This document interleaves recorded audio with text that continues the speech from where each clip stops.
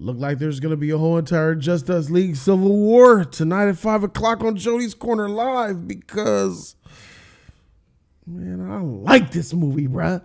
Gracias por ver La Esquina de Jody. Thank you for watching Jody's Corner.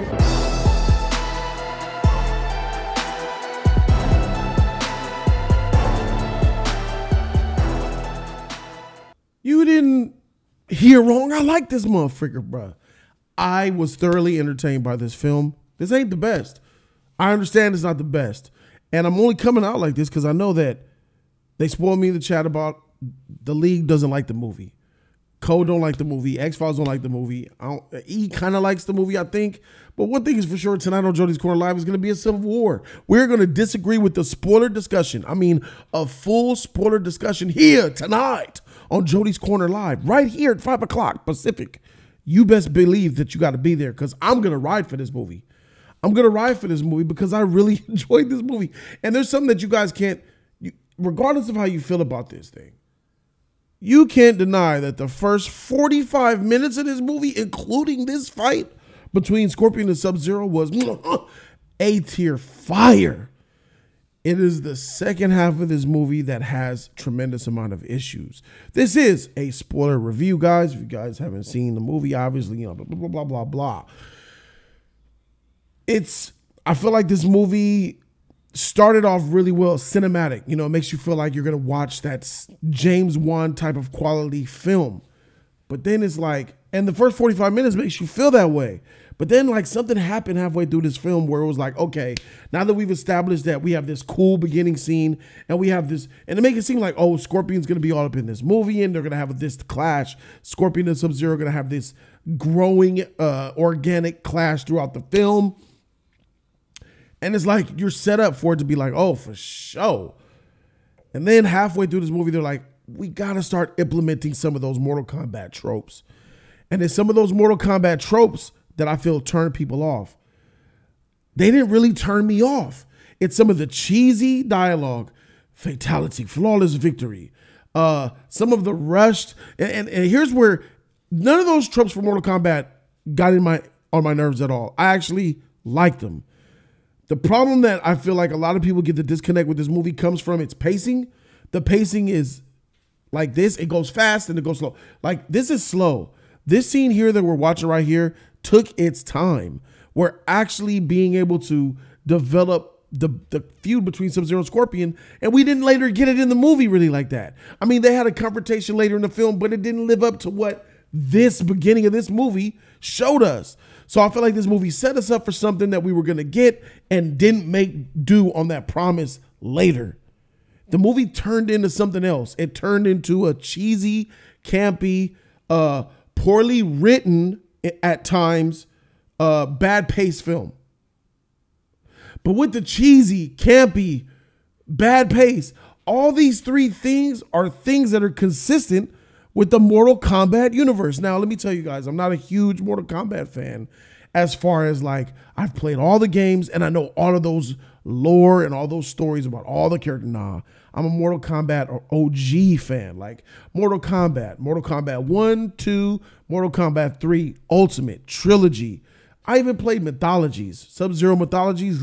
I think I had that on Dream. No. Sega Saturn. That's kind of where it was like, where I was in it. But I'm just a Mortal Kombat fan from afar. You know what I mean? I love these characters, and this movie is for me because a lot of the characters in this movie are characters that I like. These are the type of characters that I want to see, and I know of the ones of the video games I played in the 90s on Super Nintendo and Sega Genesis, bro.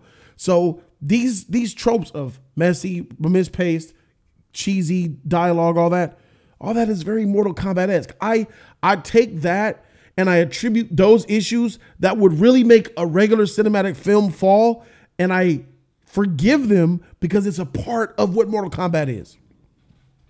That don't mean I'm dumb out here. And trust and believe me, this movie does have issues. The pacing of this film, even though I understand it, I feel like it got in the way of people enjoying this movie. It's a slow, consistent burn, organic in the first 30 minutes, and then after the hour mark, it turns into a fast-paced, campy film. I get that. Some of the dialogue is cheesy. I get that. It goes from, oh, we're organically building Sub-Zero and Scorpion. Now here's this new guy who's I don't even know the MMA fighter's name. Oh, here's this guy all of a sudden. Now he's thrown into this with this. Jax is following him. Oh, by the way, Jax is a Mortal Kombat guy because he has a tattoo as well. Then he has to say, go meet Sonya. Jax gets his arms ripped off by Sub-Zero, who came back to fight him. And then it shows other realm and other worlds. Shang Tsung said the tournament's about to fight. Well, let's go fight. Then they come and get and they fight. So much stuff is happening. Like, you needed to take, and I believe that this film rested upon nothing but fans watching it. This film was made for Mortal Kombat fans overall, and I feel like that was the misstep.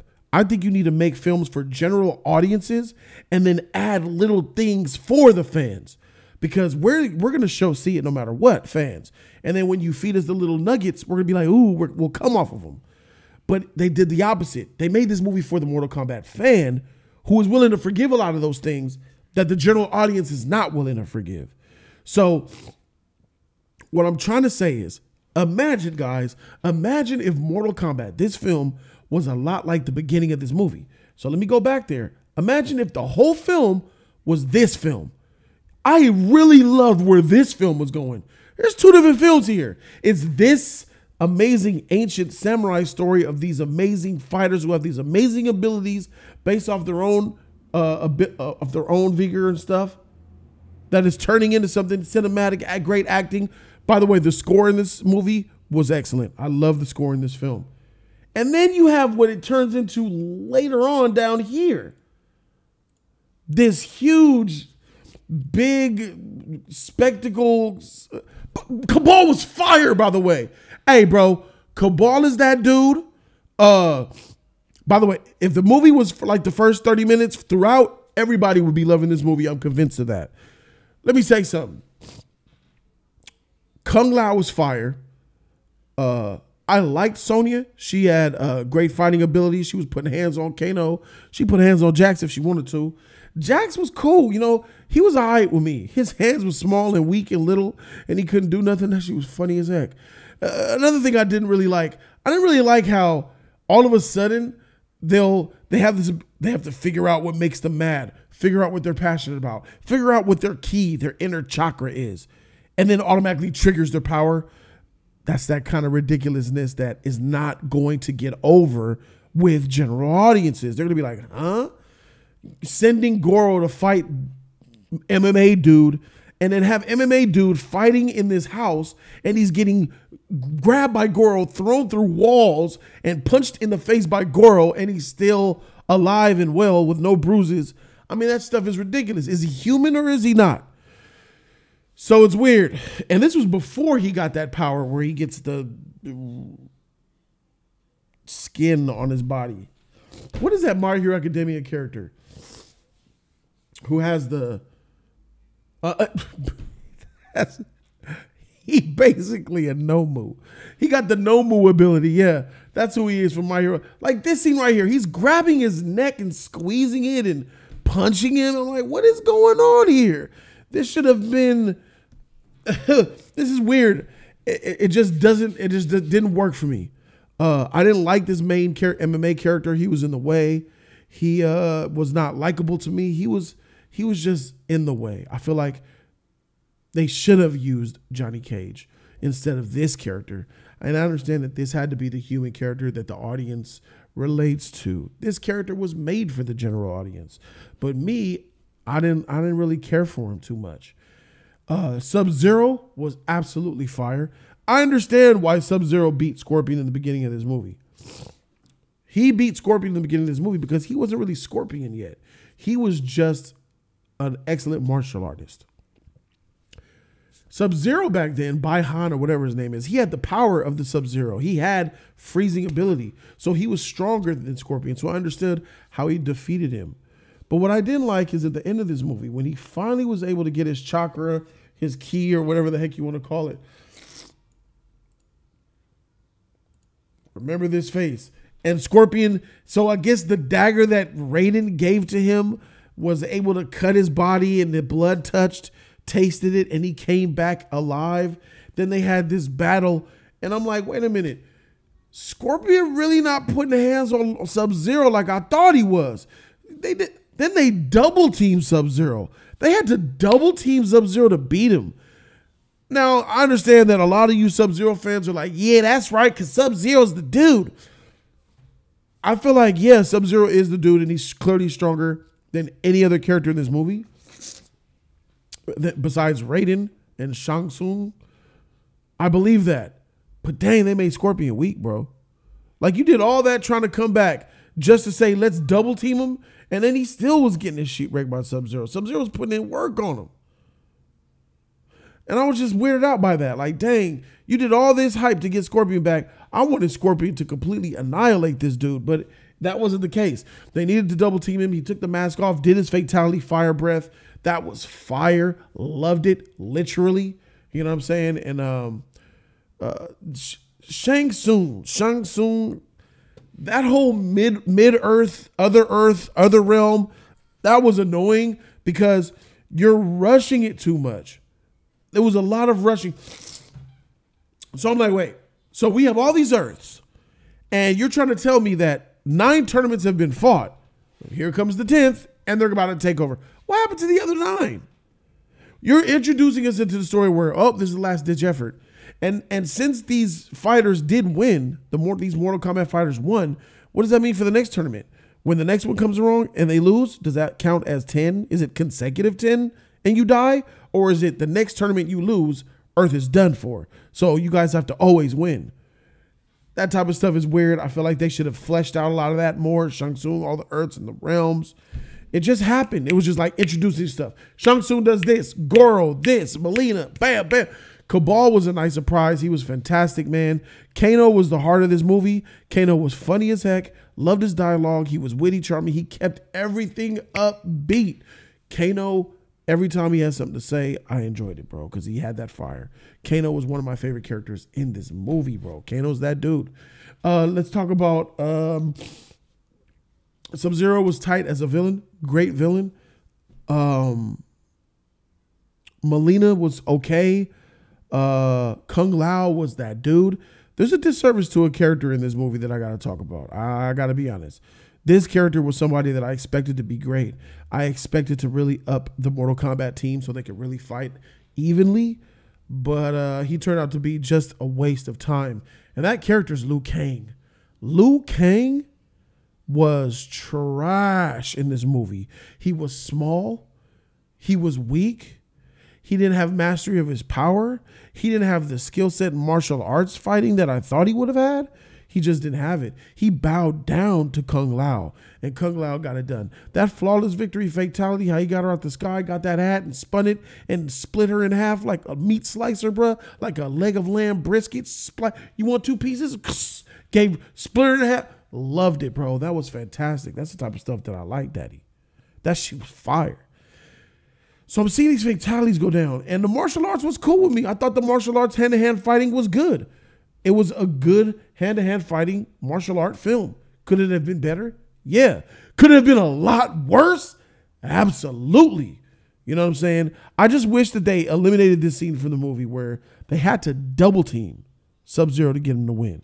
But this was truly rewarding. Seeing Scorpion do his fatality while he was on his knee. Yoga flame. Yoga fire. I loved it, bro. This film offers a lot of great things, man. It really does. I was entertained by watching all these guys. Like, yeah, the story itself, the story of this movie was mediocre, man. The characters were good. Overall, the characters chosen for this movie were solid. There was only a few characters I had real problems with. I didn't have a problem with Jax. Jax from the old Mortal, yeah. Think about the other Mortal Kombat movies that these are coming from. I even like the original Mortal Kombat movie. This movie's better than those movies. So it's like, all right, there's not really any characters in this movie that I absolutely, totally dislike outside of 2. It's this MMA fighter who's whack and Liu Kang. Kano was dope. Sonya was dope. Jax is aight. Sub-Zero was dope. Scorpion was dope, but he was watered, neutered down, and weak. Raiden, okay, I might have to add Raiden to that list. Raiden is a I come and I go when the plot tells me to. Raiden is a talk, show that action, show that flash, but don't make nothing happen, bro. Raiden trash, bro. I can't enter the combat. I can't help. Man, sit your butt down. And I don't know how I feel about his glowing eyes. There's something about them that annoy me. You can still see the pupil, I don't really like the CG effect on his eyes. You know what I'm saying? Especially knowing that this fool Raiden, in the beginning of the movie, Raiden came to save the baby girl, so that his lineage would move on. But that lineage wasn't tied into this movie at all, because he treated the MMA fighter who Raiden knew was the lineage of Scorpion and just acted like he didn't mean anything, and treated him like he didn't mean anything. Like, what was the point of showing the daughter, the little baby, gets saved by Raiden if Raiden is not going to do everything in his power to keep that lineage going and to help him win? Nothing is there. Nothing is there. So Raiden is the third character that's trash in this movie. He's in the way and he's a problem. But I enjoyed the action. The score was fire. I loved the characters. I loved the tropes. The pacing was bad. The story is bad. The directing is okay as well. The CGI is mediocre. It has great moments. It has bad moments. This is a mixed bag of a film. But overall, I enjoyed this movie. And I'm going to wreck the Just Us League tonight. And I'm going to do it on behalf of all of you guys out there who actually like this movie. I give Mortal Kombat a C+, baby. Give it to me.